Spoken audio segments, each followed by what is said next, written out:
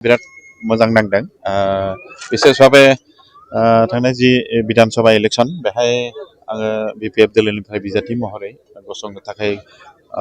45 नं भेरगाव विधानसभा समस्तियाव मोनसे सुजुग मोनदोंमोन आरो बेहाय एनडीए हिसाबै गुबुन दोलोआबो जोंखौ जिहेतु समर्थन होदोंमोन आरो दिनै जोङो देरहानो हाबाय थारैनो मोजां এটা मोनसे परिबेक जों नुबाय आरो प्राय जोङो एनडीए हिसाबै जोंनि जिल्लायाव साब्रै जोङो केन्डिडेटमोन साब्रैबो जोङो देरहानो हाना जोबोद खुसिनि बाथ्रा आरो थारैनो जोङो बे जिल्लानि थाखाय खामानि मावनांगोन जोङो आरो जोङो टीम जानानै जोङो खामानि मावगोन फैबाय थानाय बोथोरफोराव जाहाथे जोंनि जिल्लाखौबो गुबुन गुबुन जिल्लाफोर बादि जाहाथे जोङो मोजां गायसननो हायो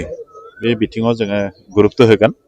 जायखिजाया आं नोंथांमोननि जुगिदि आंनि समस्ति बाखि रायजोखौ आङो गोबां साबायखर होयो बिथांमोना हसायैनो मोनसे वेब सृष्टि जादोंमोन समस्तियाव रायजो राजाया गोबां सहाय खालामनो थाखाय ओंखारबोनायखौ नुदोंमोन आरो हसायैनो दिनै प्रमान जाबाय जे बे गोबां भट मोननानै देरहाहोनाया समस्ति बाखि रायजोनि थाखाय जथेस्थ माने सुजुगखौ मोननो हादों आरो बेनि थाखायनो आङो समस्तिनि गासै रायजो राजाखौबो आङो गोबां साबायखर होयो आरो बेनि अनगायैबो जोंनि दोलोनि बिबानगिरि भारतीय जनता पार्टी बिपिएफ दोलोनि गोबां मावथिफोर बिथांमोननि सुप्रिम सेक्रिफाइसनि जुनै जोङो रायजोनि खाथियाव साफिदोंमोन आरो रायजोआ जोंनि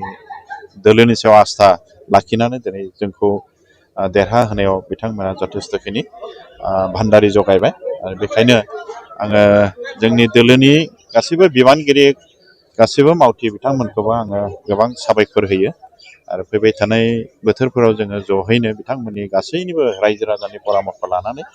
समस्तिनि मोजांनि थाखाय खामानि मावलांनो हागोन आं बेखौ मिजिं खालामदों आरो निस्सय देहा परामर्शनि गेजेरजों आङो खामानि मावलांगोन सिनियरफोर दं बिथांमोनखौबो लाफानानै बिथांमोननि परामर्श मथे आं खामानि मावलांनो हागोन होननानै आंहा फोथायनाय दङ आरो बेनि अनगायैबो जिहेतु जोङो सरकार मोननैबो सरकाराव जोङो थानो हानाय पजिशनखौ जों मोननो हाबाय फारसेथिं हाग्रामा महिलारि दैदेननायावनो जोङो बिटिसि सरकारा सोलिबाय थादों आरो फारसेथिं असम सरकारावबो जोङो डक्टर हेमन्त बिश्व शर्मानि नेतृत्व जिहेतु सरकार जासिगोन आरो बे सरकाराव जोङो बिपिएफ दोलाबो अंखिदार जाहैसिगोन बे हिसाबै फैबाय थानाय बोथोराव जोंनि ओनसोलफोरनि गोबां समस्याफोरखौ जों समाधान खालामनायनि बेलायाव जोङो मैखोम बाहागो लानानै जोङो समाधान खालामनो हागोन बेखौ जोङो आसा खालामनो हानाय परिबेकखौ जों नुदों